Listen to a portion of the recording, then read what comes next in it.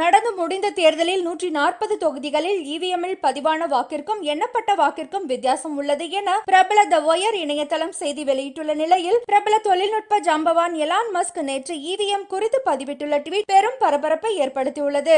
Elon மஸ்கின் இந்த ட்வீட்டை பிரபல வழக்கறிஞர் பிரசாந்த் பூஷன் உள்ளிட்டவர்கள் பலர் பகிர்ந்து கேள்வி எழுப்பி வருகின்றனர். இதுதான் எலான் மஸ்க் நேற்று பதிவிட்டிருந்த tweet. We should eliminate electronic voting machines. The risk of being hacked by humans or AI, while small is still too high. தேர்தலில் மின்னணு வாக்குப்பதிவு இயந்திரங்களை பயன்படுத்துவதை நாம் முற்றிலும் ஒழிக்க வேண்டும். காரணம், மனிதனாலோ அல்லது ஏஐயாலோ அது ஹேக் செய்யப்படும் அபாயம் குறைவாக இருந்தாலும் அது இன்னும் மிகவும் அதிகமாகவே உள்ளது என எலான் மஸ்க் பதிவிட்டுள்ளார். வாக்குப்பதிவு இயந்திரங்களை யாராலும் ஹேக் செய்யவே முடியாது என தேர்தல் ஆணையம் தொடர்ந்து கூறி வரும் நிலையில், தொழில்நுட்ப ஜாம்பவான் எலான் மஸ்கின் அதை ஹேக் செய்யும் அபாயம் உள்ளது என்ற இந்த குற்றச்சாட்டு பெரும் பரபரப்பை ஏற்படுத்தியுள்ளது. எலான் மஸ்கின் இந்த குற்றச்சாட்டை தேர்தல் ஆணையத்திற்கு பலரும் டாக் செய்து வருகின்றனர். எதிர்க்கட்சிகள் இவ்வாறு கூறினால் தோற்றவர்கள் அவ்வாறுதான் கூறுவார்கள் என கடந்து செல்லலாம், அல்லது தொழில்நுட்பம் தெரியாதவர்கள் கூறினால் டெக்னாலஜியை பற்றி இவர்களுக்கு என்ன தெரியும் என கடந்து செல்லலாம். ஆனால் நாசாவாலே செய்ய முடியாத ரீயூசபிள் ராக்கெட்டை உருவாக்கி அதை சாத்தியமாக்கி காட்டியவர் எலான் மஸ்க். டிரைவர் இல்லாத காரெல்லாம் எப்படி சாத்தியம் என பெரிய பெரிய கம்பெனிகள் யோசித்துக் கொண்டிருந்த போது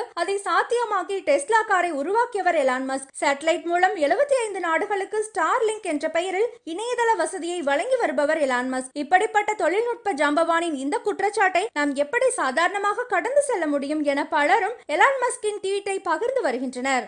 எலான் மஸ்கின் இந்த பகிரங்க குற்றச்சாட்டிற்கு மின்னணு வாக்குப்பதிவு இயந்திரத்தை பயன்படுத்துபவர்கள் என்ன பதில் சொல்ல போகின்றார்கள் என அனைவரும் எதிர்பார்த்திருக்கின்றனர்.